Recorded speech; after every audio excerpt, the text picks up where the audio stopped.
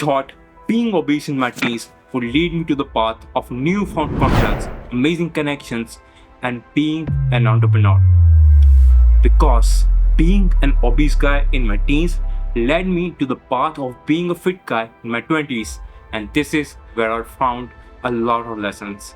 Lesson number one: nothing comes free. Being obese taught me that I had to work extremely hard to be on the level of the fitness that I am. It just not gave me this perspective in being fit, but also gave me this perspective in the life.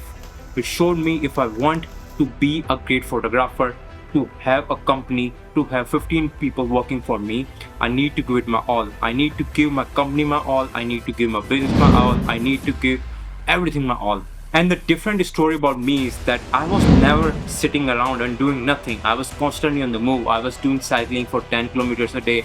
I was constantly playing football or soccer in US if you are. So I was never sitting around and doing nothing for my fitness. I was trying to eat as clean as I can, but I was having fat genes. So my whole ancestral line is actually consists of fat people. That's why I had the fat genes. But that was not an excuse, and it led me to the path of doing extreme hard work on my body to reach to the level of fitness that I have right now. And one more thing that I learned in that exact path was that I cannot stop, because the thing is, in your mind you're subconsciously thinking that I can be fat and I need to work extremely hard to reach and to be consistent.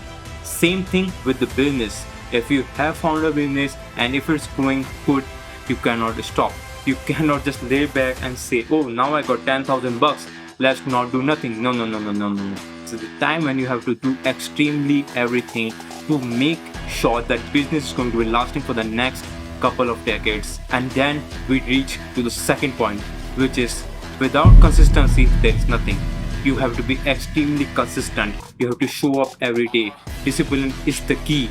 Discipline means that you have to show up whether you want or not. Same what I learned, that I cannot just work out a day and then I gonna have a lot of pain in my knees, right? I was fat, I was carrying weight that was not supposed to be on my knees. So I was consistently working and I was feeling the pain. But that was not an excuse to miss a day. That was not an excuse to miss a workout session. That was not an excuse to eat more. So I reached to the point where I cannot say no to the things. I have to show up every single day and then I have to work extremely hard at the exact same point.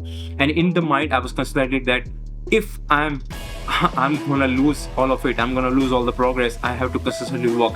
This is the same mindset that I carried to other things that I did, that if I am at to one single point, I cannot lose it. Like if I'm going to be having 10,000 subscribers, I cannot lose that 10,000 subscribers. I have to keep consistently making good videos to keep my subscriber to the same exact point and to grow my YouTube channel or my business, or in my case, the fitness journey.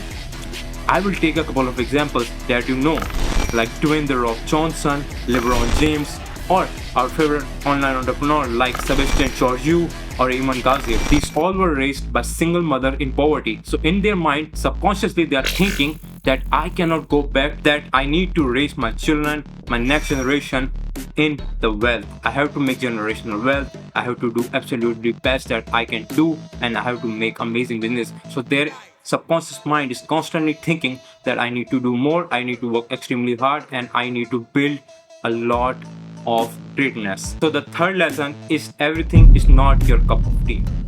And the thing is, sometimes things don't work in your favor. For me, I was constantly trying to do a lot of things, right? Like I told you, I was doing cycling, I was playing football, but nothing was working for me.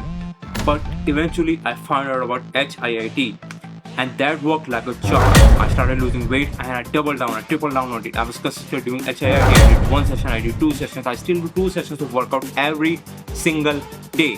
Why? Because now I know that my body requires this exact one thing, that I need to put it consistently. The same thing you're going to be finding in whatever you're going to be doing in the life, whether it can be your fitness journey, it can be your business, or it can be your job or freelancing. That if you put something and it works, it clicks, and then you need to double down. You have to do this more and more, and that is the key. That is your key to finding that proper success that you want to do in that one exact thing. So consistently you need to do this one thing that you have found Lifting weight might not work for me. Cardio might not work for me, but HIIT it worked and CrossFit might work. So now I will double down on the things that are working for me. The next lesson, which is my favorite one, is don't care about others. I was bullied, I was made fun of how I look, I was made fun of being fat, and this is where I learned that one single lesson, that life is a marathon. Don't care about what other things were. If you want to do something, just do it. If you want to be someone like, do it. Because the people that made fun of me about how I look at them now and none of them look as good as me.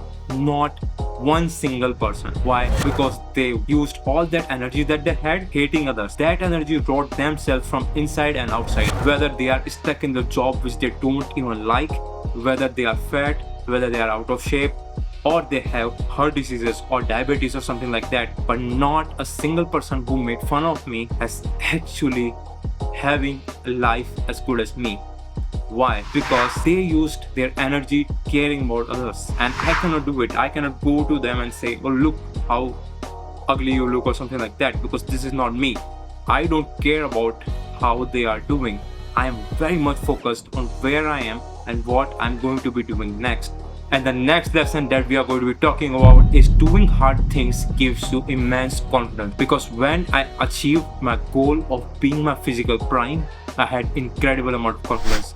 And I'm not joking when I say that during my teens, I may have only taken 10 total photographs. Like during 7-8 years of the time when I was extremely obese, I was never taking photographs. I was so ashamed of myself to look into the mirror. When I looked into the mirror, I was thinking, dude, I look absolutely terrible. I hate myself. So I wanted to change myself.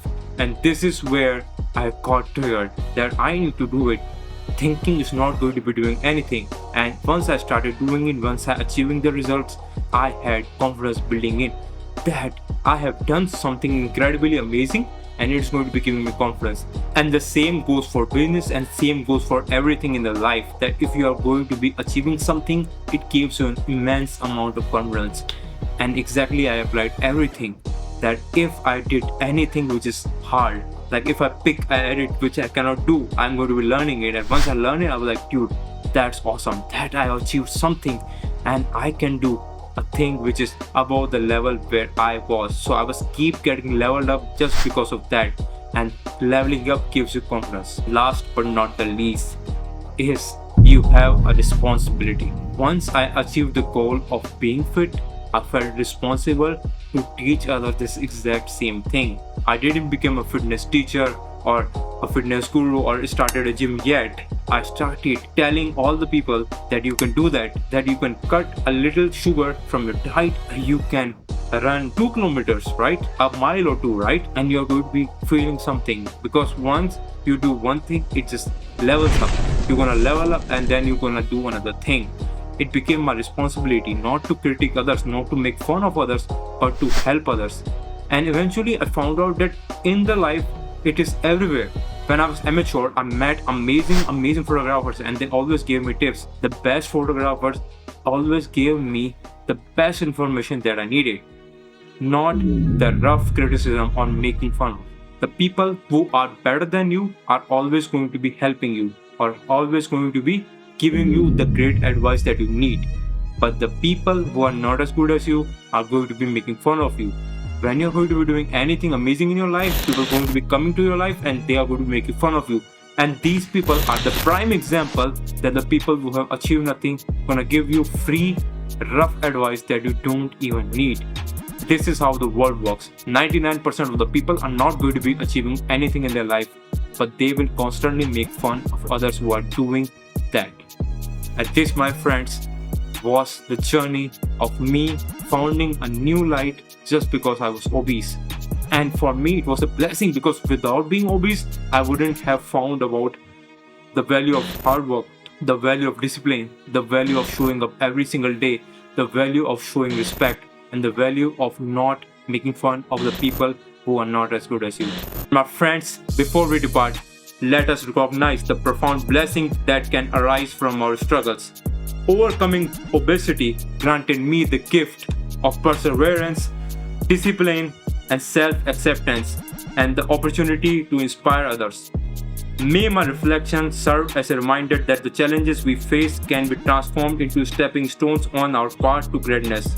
Embrace your journey with fortitude and unwavering commitment to self improvement, for within the crucible of transformation lies to the essence of a well lived.